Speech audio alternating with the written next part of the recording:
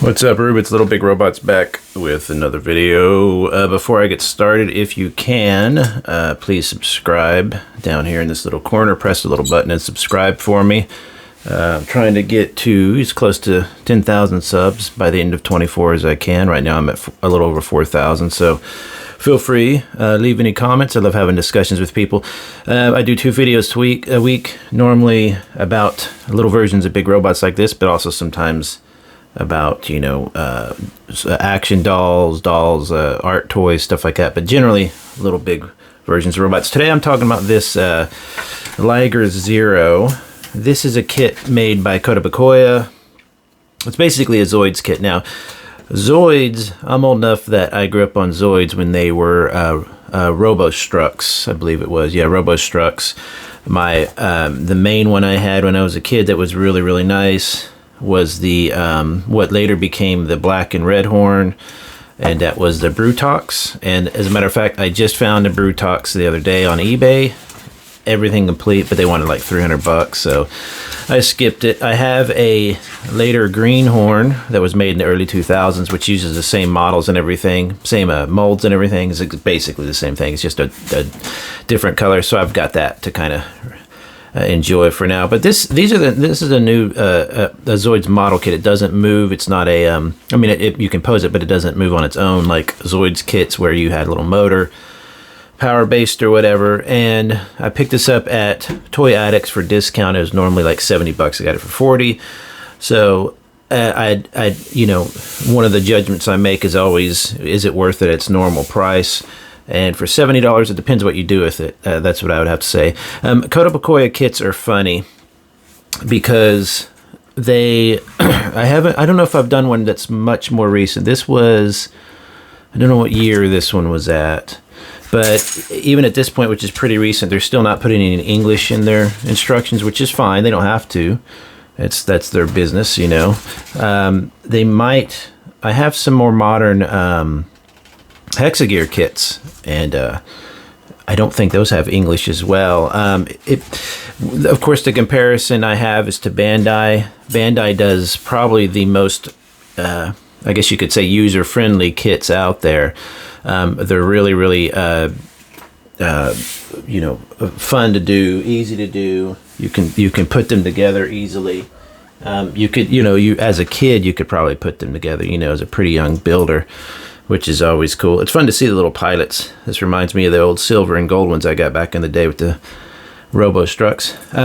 So to compare these to a Bandai kit, it's a little bit, it's a bit like apples and oranges, but you know, there are some similarities.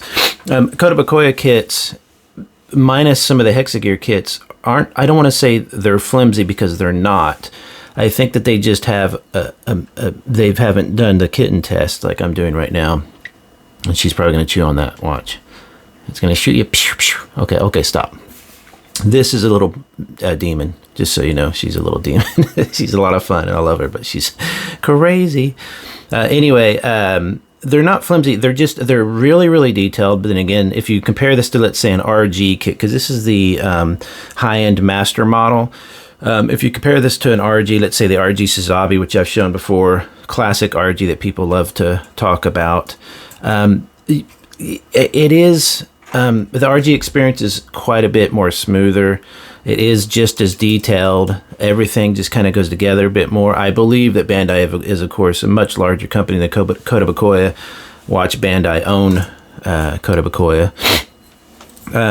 But I think what you're getting with these Kotobukiya and this particular kit, but also with some other kits like this, is a very posable, very, very detailed kit that looks good, as a viewer said, without really any panel line or anything. And I haven't even placed any of the stickers or water slides yet. I haven't even done these yet, and I think it looks great. Excuse me. You can take the armor off and leave like an inner frame and stuff. They showed it here. So you can do a lot of the cool stuff that you can with like a Gundam. You can do with these guys. But there's just weird little things that just kind of are strange. Like, for example, these little guys here in these little thruster parts, you can see they're kind of dinged up. That part there came out and had to go in. So it had to go in slotted and it was a tiny slot, which again, I'm completely cool with tiny bits. I've dealt with tiny parts and stuff like that. No jokes in the comments, please. See that tiny little bit there? The problem is as you try to get into that little slot, if you miss, what you're doing is you're instantly you're taking the edge of the piece and it's getting a little bit squished down, so it becomes harder and harder to do. So I have to take that and carve off little bits of the piece that slots in, so it's easier. And eventually I just gave up. I cut the slot off, the little part, the pin that goes in, and I just glued it down. I was like, screw it. You get a lot of that kind of thing. This part right here, for example, it goes in, you see, but it's not quite staying in. It's gapped a little bit. It's the kits, and by the way, you're going to see little nub marks and stuff like that. I build these really fast. I have to, because I got a lot to get to for review. So it's not a perfect cleanup job. So that's not the kit's fault if you clean them up. But even with that, you can't really see super bad nub marks, even on the black. So they have, you know, cool little gimmicks, stuff like that, but they're just not super smooth. I could have done them wrong because I am an airhead. So please tell me if it looks like I've done anything wrong. You know, so the whole process could be explained as kind of like that, like not real smooth. For some reason, this slots into here. See this little hole right here? So that slots into there, and for some reason, even when I press it down into the hole, it doesn't seem to want to stay. And I thought, did I do something wrong? And you can hear it's kind of creaking as I mess with it. So they're not weak kits or anything like that. They're sturdy. They can definitely hold a pose, and they can definitely, some parts are sturdier than others, you know, but they feel a bit fragile. See, look, like that, like right there. Okay, so that's a good example of what I'm going to show you. So you have to put the head into this little neck hole, like you would. The head goes in the neck hole. It's slotted right here at the bottom. You might not be able to see this. Let's see up close. This camera does a good job. So see the little slot there. So it needs to go appropriately into that slot. You can see the little bit there that it slides into, right? That's not a problem. You can get that on there. But when you build it, this is actually out and is in here, and you need to push it into that. What's the rubber bits called? I always forget. I'm always saying the wrong thing. What are those called? You know, the rubber sleeve things that you use for tension and all these things. I always forget that name. Anyway, you need to push that into it's so hard that it keeps going pop, and it can't go in there, So I simply took the stick out, I put it into there first, and then I re-slotted into the neck. But as you can see, the neck can come off, the head can come off the neck relatively easy. It did just a minute ago. See, I'm doing a little transformation thing there, which is pretty cool. So it's not a huge deal, but sometimes you'll think it's on, you're messing with it like this, and then it falls right off. Also, these parts here tend to be a little flimsy as well. They tend to pop right off. Not horribly, you know, you can definitely replace it relatively easy. You know, and everything else seems okay with it, but it's just got a bit of, as you put it together, it just doesn't have that smoothness that a Bandai, especially an RG kit has. That doesn't mean it's a bad kit, because really what you're getting out of this, I think, is something that's really super detailed, that if you wanted to paint stuff, you're going to need to take apart anyway. I'm not making an excuse for any parts falling apart. But if it's easy to take apart initially, it's going to be easier for repaints and stuff. So that's kind of good. But I would rather have a kit that is really sturdy, that is harder to take apart, and that stays together. Because the problem is with something like this, one drop, you know, you drop this guy once and you're going to have an issue. But it's got a lot of cool parts and little, like little additional things it can do. I don't even know all it can do yet. Like I was showing you earlier, this kind of does its expansion thing, and it can bend. The tail is interesting because it's just these. I thought this was going to have armor or something on it. It didn't. It's an interesting mechanism, but at the same time, the parts that make up, for example, I can take this off here. The parts that make up this little hinge, it's 3 parts, 1, 2, and then 3. They work fine. They even have, if you notice, they're a little ridging there, so it locks into place. It's not really necessary, but that's good. It holds it into place. But these two parts aren't holding together well enough, so I've had them fall apart a couple times on me. So it's not like a fragile kit like some of the other Kotobukiya kits I've done, other than Hexagear. Hexagear is really, really chunky and sturdy. It's not a fragile kit, but it is one that if you set it wrong or you mess with it wrong, it's going to have a part fall off, and then you've lost that part. It's just kind of annoying. The legs and the mechanisms of the legs are really, really cool. It definitely does some cool posing and stuff like that. It has, a lot of these legs will have like a latcheting, what's that called? A ratcheted leg system where it locks into place. So I haven't even messed with them much because they're really nice and tight. So that's good because you're going to be able to put these in a cool pose and it's going to hold that pose. But you've got to be ready for, you know, possibly something falling off, or you can put it like that. See if we can hold it that better. Put that in the middle.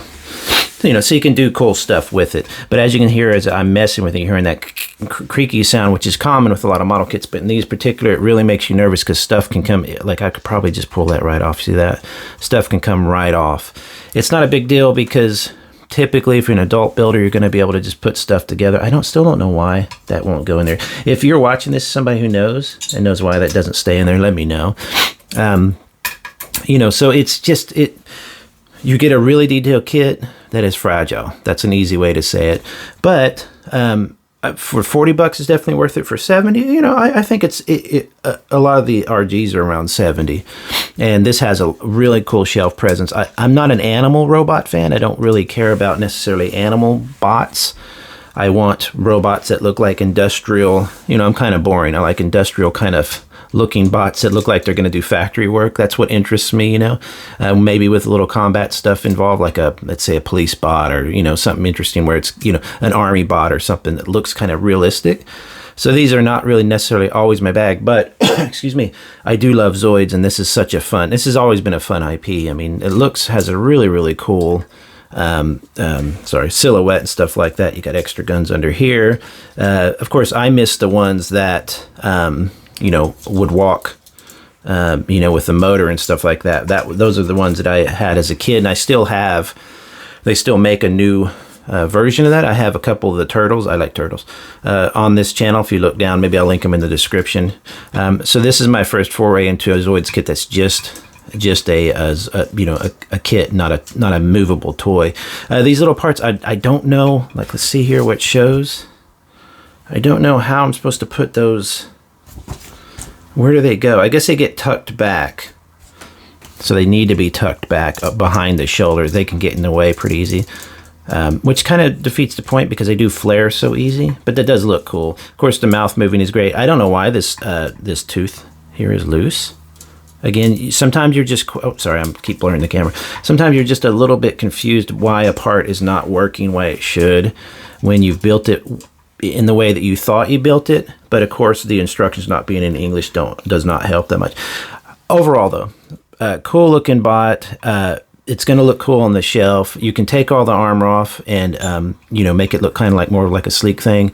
I like that they include the old Zoids, Robostrux dots. For those of you who don't know, those, when you're putting them together, the old kits, you actually push that in, and the rubber creates a tension that actually holds the old walking type together. So they're not putting these here just because they look cool. They're putting them here is because in the old kits and the old toy line Robostrux up through Zoids, this is how you assembled. So you'd have two parts come together, and they didn't hold together by tension. They held together by these things, and these things wear out over time. But here they're just for looks. See, this part right here is not. It's holding itself together. So you got some cool armor bits that come on and off. You can see how easy it comes on and off. This was another example. Was it this one? Which one was it? This one here. I'll show you here real quick. These back leg ones here. See if I can get it out relatively easy. So parts go up in there, no problem. Looks cool. These two wings just literally sit on pegs right here. Pop, pop. Right? So you squeeze them together fine, but they just kept falling off. Simple dot of glue and you're fine. So what I found from the other Zoids, from the other Kotobukiya non-Hexagear kits, is that don't be afraid to use a little spot of glue here and there if it's a part that you know you're not going to disassemble later. If I'm going to customize that or dirty it up, I can do it all as one piece. So, you know, stuff like that. The toes, if you get just a hair of a remaining nub, which I got because I'm assembling these really quick.